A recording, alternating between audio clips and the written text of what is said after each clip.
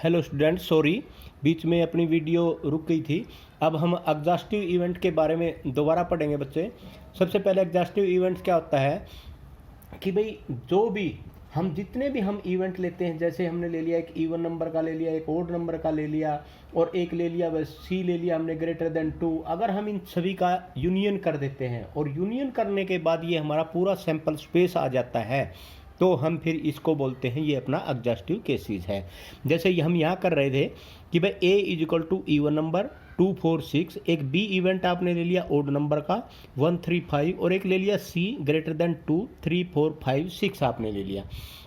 अब इसके अंदर अगर हम इनका यूनियन करते हैं A union B union C, तो आपको पता है कि जब हम इनका यूनियन करेंगे तो आपके पास क्या आ जाएगा, ये आपके पास आ जाएगा 1 2 और 3 4 5 एंड 6। तो ये और सैंपल स्पेस भी यही बनता है एक डाई का। तो इस प्रकार हम ये कह सकते हैं कि ये सिंपल सैंपल स्पेस ही आ गया तो इसे बोलते हैं ये एग्जॉस्टिव इवेंट है। तो उसके बाद अब बच्चे माने मिक्स्ड इवेंट, ये आपका मिक्स्ड इवेंट है। तो मिक्स्ड इवेंट आपका क्या होता है, मान लिया एक इवेंट आपने ले लिया इवन नंबर का 2 4 6 और एक ले लिया बी आपने नंबर ग्रेटर देन 4। अब एक इवन नंबर का भी होगा ग्रेटर देन 4 का भी हो गया, तो ये होगा 5 एंड 6। तो जब इसमें आप इनका दोनों का यूनियन कर इंटरसेक्शन करेंगे तो यहाँ कोई ना कोई एलिमेंट आ जाए, जैसे ए इंटरसेक्शन भी आपने किया और ये क्या आ गया 6 आ गया, तो इसका मतलब ये आपका क्या हो जाएगा, ये मिक्स्ड इवेंट हो जाएगा आपका। ठीक है। अगर दूसरी बात हम ये करें, जैसे E1 है, E2 है, E up to En are the n event of sample space S and if E1 union E2 union E3 union En is equal to आपका क्या हो जाएगा, पूरा का पूरा एक सैंपल स्पेस आ गया। तो ये जो E1 E2 En ये सारे के सारे क्या हो जाएंगे, एग्जॉस्टिव इवेंट्स आपके हो जाएंगे।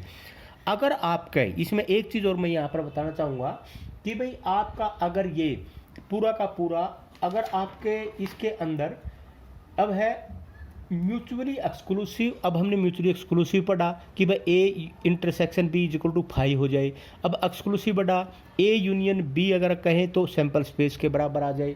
लेकिन अगर हम ये दोनों कंडीशन अगर आ जाती है, ए इंटरसेक्शन बी बी 5 भी आ जाए और ए यूनियन बी करें तो वो फिर एस के बराबर आ जाए, तो ऐसे इवेंट्स को बोलते हैं mutually exclusive and exhaustive event, जिसमें दोनों अवेलेबल हो तो उसको बोलते हैं। जिस तरह अब यही इसी का ले लो भाई, एक तो ओड नंबर का होगा आपका इवन नंबर 2 4 6, ओड नंबर का 1 3 7। अगर ए इंटरसेक्शन बी करेंगे 5 आएगा, ए यूनियन बी करेंगे तो क्या जाएगा 1 2 3 4 5 6 आ जाएगा। तो ये क्या हो जाएगा आपका mutually exclusive and exhaustive events both available हो गए यहाँ पर।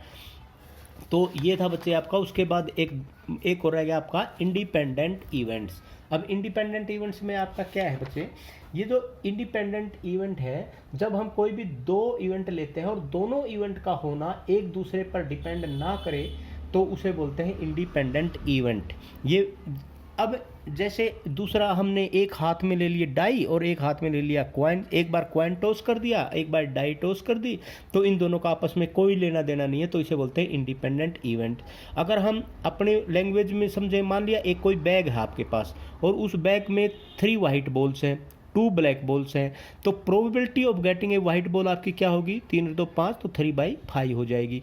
अगर हम उस वाइट बॉल को रिप्लेस कर देते हैं उस बैग में, तो अगेन अगर हम वाइट बॉल ड्रॉन करते हैं और उसकी प्रोबेबिलिटी निकालते हैं तो वो भी 3/5 होगी। तो जो दोनों की दोनों प्रोबेबिलिटी दोनों इवेंट्स के अंदर 3/5 और 3/5 है। मतलब पहले जो बॉल हमने निकाली वो हमने रिप्लेस कर दी, उस बॉल का दूसरी बार जो हमने ड्रॉ किया उसके अंदर पहले वाली बॉल का कोई फर्क नहीं पड़ा। तो ये दोनों के दोनों जो इवेंट हुए ये क्या हुए, इंडिपेंडेंट इवेंट हुए। उसके बाद अब ये दोबारा फिर आ गया है, जैसे हम कोई भी प्रोबेबिलिटी की अब हम बात करते हैं, ये तो अपने इवेंट्स से बच्चे। मैं इसमें 1-2 इवेंट और हैं जो कि मेरे पास, मैं आप उसके बारे में और बता देता हूँ। मान लिया अब कोई कंप्लीमेंट्री इवेंट है, छोटा मैं यहाँ पर बता देता हूँ। कंप्लीमेंट्री इवेंट,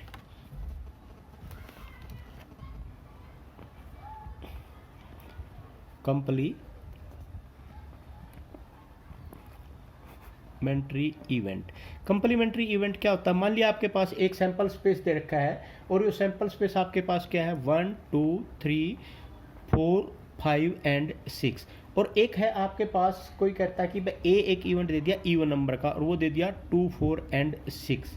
तो कोई कहता है अब कंप्लीमेंट्री को हम ए डैश से भी डिनोट कर देते हैं, कई बार कंप्लीमेंट को हम ए बार से भी कर देते हैं, कई बार यहाँ पर ए नोट जीरो लगा के ऐसे भी कर देते हैं। अगर कोई कहे ए कंप्लीमेंट निकालो तो फिर क्या होगा कि एस जो सैंपल स्पेस है उस सैंपल स्पेस में से ए को माइनस कर देते हैं, तो वहाँ पर जो एलिमेंट बच जाते हैं जैसे 1 बच गया, 3 बच गया और 5 बच गया, तो ये ए कंप्लीमेंट्री क्या हो जाएगा 1, 3 एंड 5 बच जाएगा।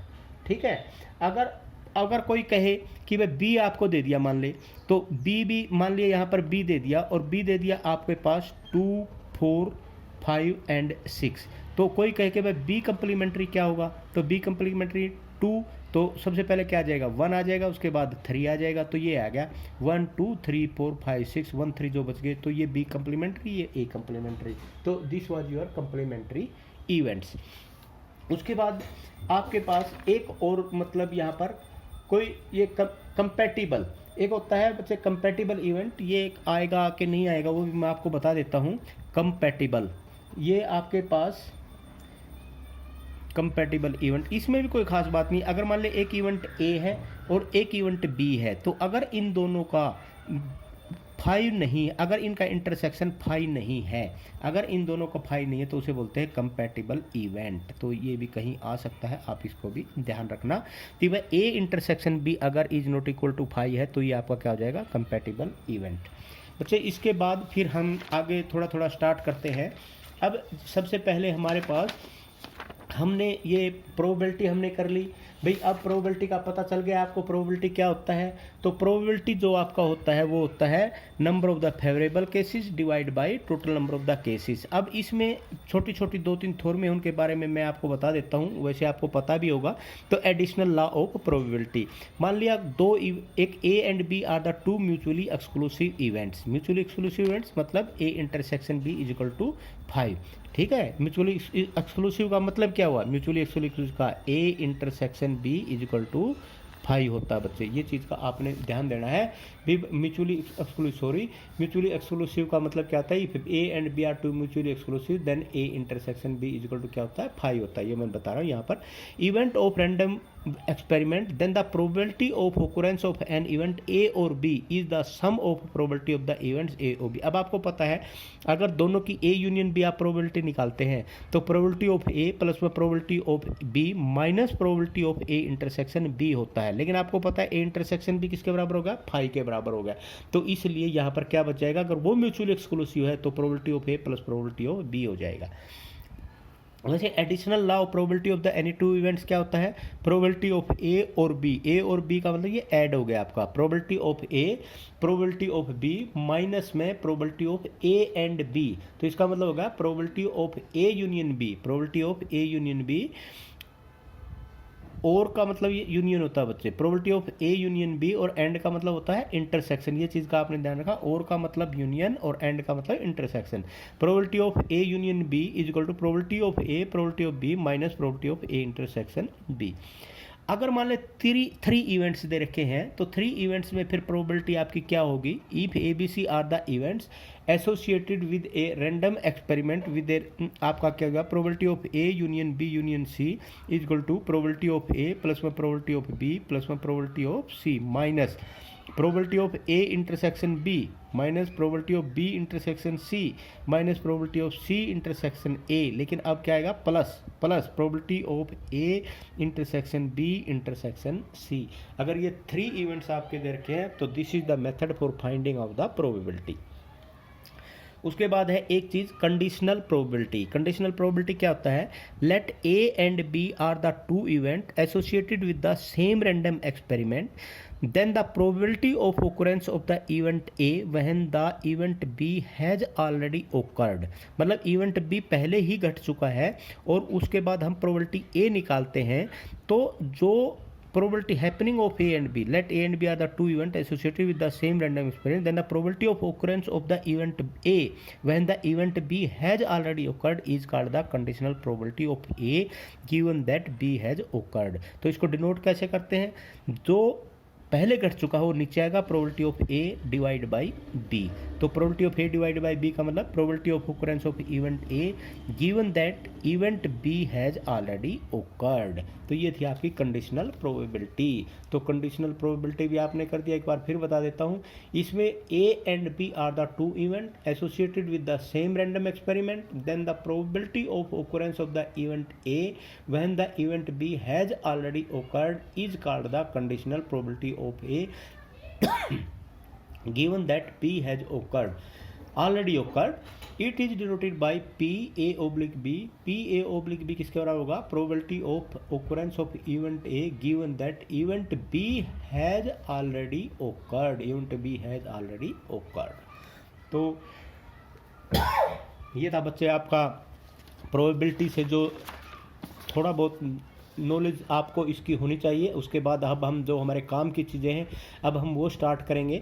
इसमें एक चीज़ और है, number of cases favourable to A and B, तो इसको लिखते हैं एन ए इंटरसेक्शन बी, दोनों के दोनों से फेवरेबल केसेस। उसके बाद number of the cases favourable to B, तो एन बी, ये हो जाएगा। अब हम सिमिलरली क्या करते हैं, probability of B where A has already occurred, ये चीज़ ध्यान देना है यहाँ पर, probability of B where A has already occurred. तो ऊपर तो दोनों में एन ए इंटरसेक्शन बी आएगा क्योंकि ये और बी दोनों घट रहे हैं वहाँ पर, लेकिन नीचे क्या आएगा, जो पहले घट चुका है, पहले ए हैपनिंग हो चुकी है, तो दैट मीन्स एन ए। इसी प्रकार आप कह सकते हैं probability of A and probability of B, तो इसको आप ये भी कह सकते हैं probability of happening of A probability of happening of B. मतलब आप ये कह सकते हैं, यहाँ पर मैं यहाँ पर बता देता हूँ, probability of A intersection B, क्योंकि दोनों में आया। उसके बाद आप ये कह सकते हैं कि probability of S total events, ये तो फेवरेबल नंबर ऑफ केसेस, ये टोटल इवेंट्स। उसके बाद नीचे प्रोबेबिलिटी ऑफ बी और divide by probability of S. जब आप इसको ऊपर लेकर जाएंगे, एस से एस कट जाएगा, तो ये आपके पास क्या बचेगा, probability of A intersection B divide by probability of B. तो लेकिन यहाँ एक कंडीशन है, probability of B should not be equal to 0। इसी प्रकार अगर पी बी ए होता तो ऊपर तो यही आता probability of A intersection B, लेकिन इन दोनों का इंटरसेक्शन आता, लेकिन नीचे ए आता फिर probability of A where P A is not equal to 0। Okay students, आज के लिए इतना ही काफ़ी है, आप इनको कर लेना। फिर हम कल से अपना जो एक्चुअली जो प्रोबेबिलिटी का जो चैप्टर है हमारा स्टार्ट करेंगे रैंडम वेरिएबल से, और उसको हम कल से करेंगे। Thank you very much.